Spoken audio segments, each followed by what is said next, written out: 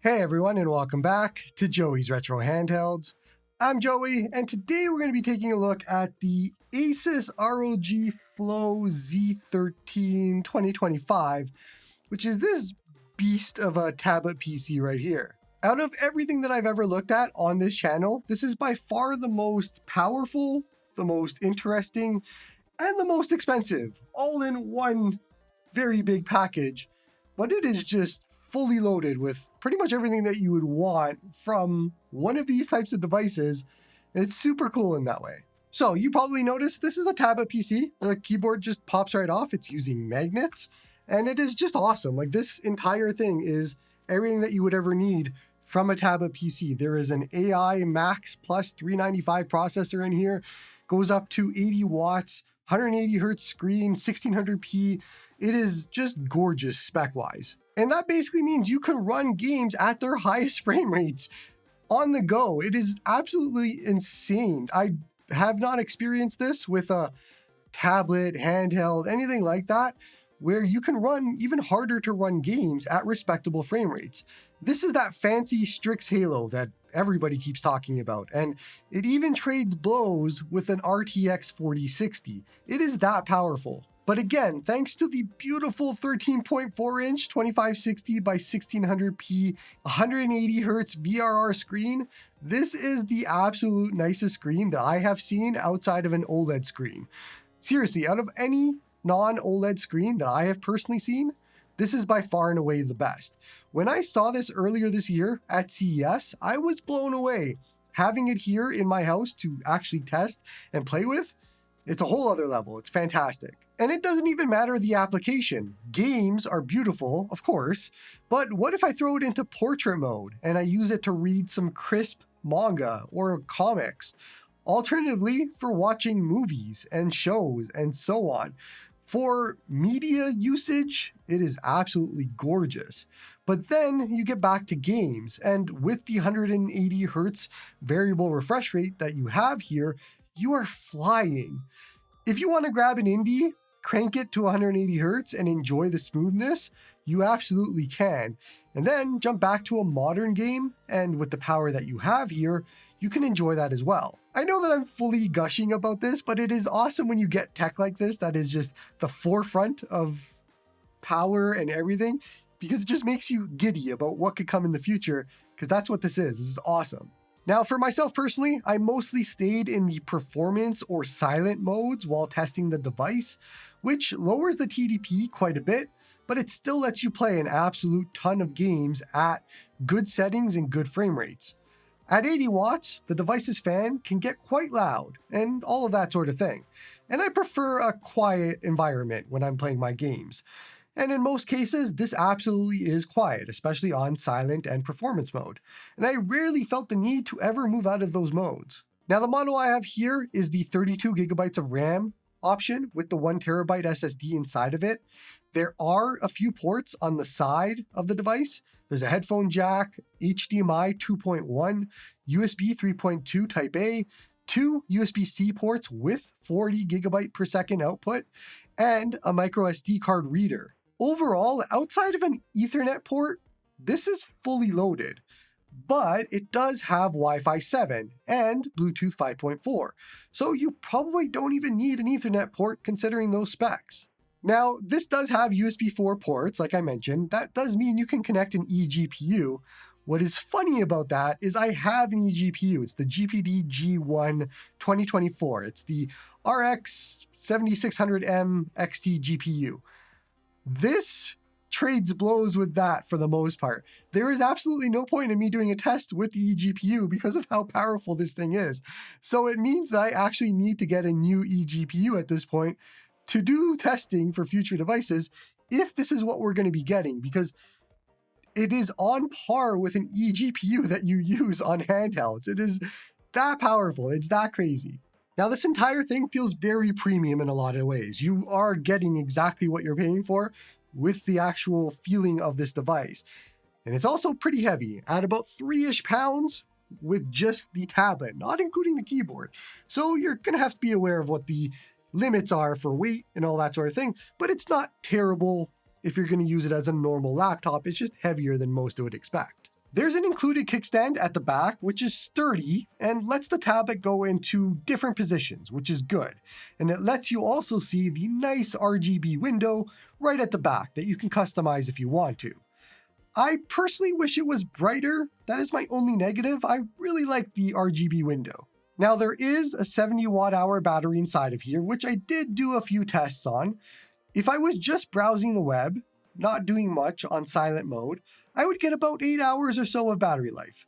If I was gaming in silent mode, it would depend on the game, as silent mode does go up to 35 or 40 watts.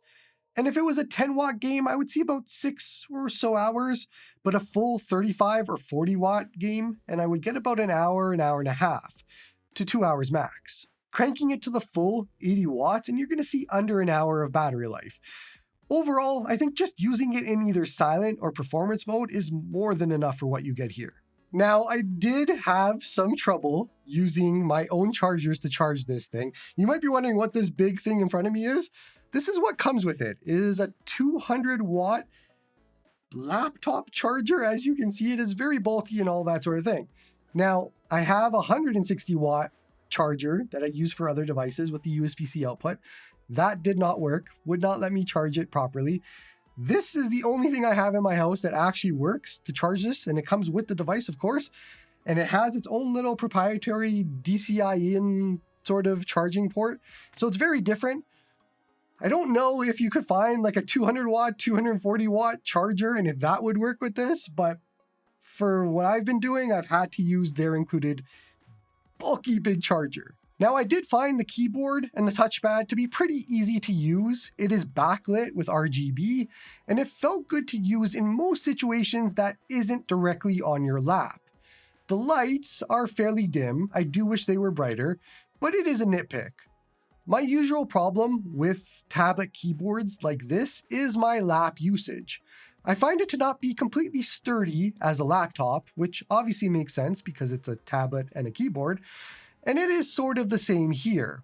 I think you would mostly use this on a desk or a flat surface and not so much just on your lap on a couch or anything like that. At least I didn't have a good time doing that. Now, what's really cool about this keyboard is you can lay it completely flat if you want, or slightly angled. It has support for both, and I found that I like the angled approach a lot more in most scenarios, but you do have a choice. It all connects via magnets, so it is pretty easy to just snap and go. So I guess I haven't really told you the price of this either yet, and I hope you're sitting down, but this is $22.99 US for the 32 gigabyte version that I have here with the Max Plus 395 processor. There are two other models, the 64 gigabyte model and the 128 gigabyte model for RAM, if you want to upgrade further and you want those options available to you, but this is a very hefty price, although I don't feel like you're not getting the amount for the price. You are getting a lot that's crammed into here. It is just an expensive device. It is not a overpriced device. Now again, for this price, you are getting an absolute ton of performance. The TimeSpy score for this shows how powerful it is. For example, the ASUS ROG Ally X is in the 3200 to 3400 range for scores, whereas this a full 3 times as powerful as the Ally X. I mentioned my eGPU earlier. The 7600M XT, that regularly gets in the small 10,000s range. So you can see what I meant earlier about the eGPU situation, and I think I just need a better one. Now, benchmarks are pretty boring, but this translates into games as well. We talked about it before, but for the most part, the sky is the limit here. Especially if you don't mind cranking this to 80 watts and having the fans go and all that sort of thing. But you can see Forza Horizon 5 playing at 1600p here with extreme settings, and it isn't skipping a beat. In actuality, I didn't have an issue with running any games, especially newer ones. Some games just aren't optimized, of course, but this seemed to run anything and everything that I threw at it without me having to lower settings for the most part. It was an absolute joy to use this and just test out a whole bunch of different games, because it just showed me how good this is getting for portable devices at this point, for what you can do on the go. It is absolute insanity that we have an RTX 4060 in a tablet PC equivalent performance. But of course, like any other device, there are a few negatives that you should be aware of. So let's jump into those now. The speakers themselves aren't that great. They are sort of tiny grills on the bottom sides of the device, and they are not super loud or anything or amazing for the price. And I'm not going to say that they're bad, but they're not $2,300 good. Now the camera, which I completely forgot that it had a camera until a few weeks ago, I'd likely not use this in a lot of different scenarios, but the 5 megapixel camera on the front is just not great. There is also a 13 megapixel camera on the back, but I don't think I would ever use the camera in either scenario. However, I did in the last few weeks.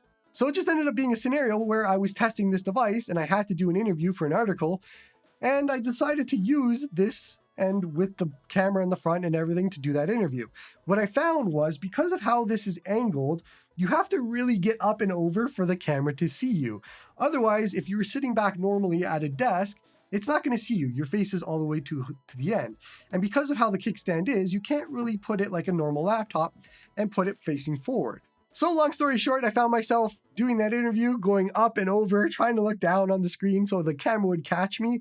And it was just a weird little thing that I never thought of before, but is probably a little nitpick that the camera might be needing to go a little bit further down for it to capture you. And I guess my final negative is the 200-watt charger. It is big, it is bulky, and you're going to need it, especially if you want to use this device properly. Unless you can find a portable 200-watt plus USB-C charger from somewhere else and hope that it works with this, which again, I didn't have one to test, so I'm not sure. But I think if you're going to spend $2,300 on a device like this, you could probably shell out another $100 to grab a charger that works with it, if you don't like the big bulky one that it comes with. Okay, so final thoughts now. And I think that for the most part, this nails it. This, from what I can understand, if I was looking for a tablet PC, this is everything that I would want, at least to me, in my mind. I want the performance, I want the cooling to be good, I want the screen to be great, I want the processor to be one of the best processors that you can get right now. All of that in one package. And really the only big negative here is the price for most people. However, it isn't too far in line with what these things cost, at least in the past. The Flow has been around for a long time now. People love this. This is probably the best version of it, but I've never tested any of the other ones. To me, this is super cool if I needed a tablet PC.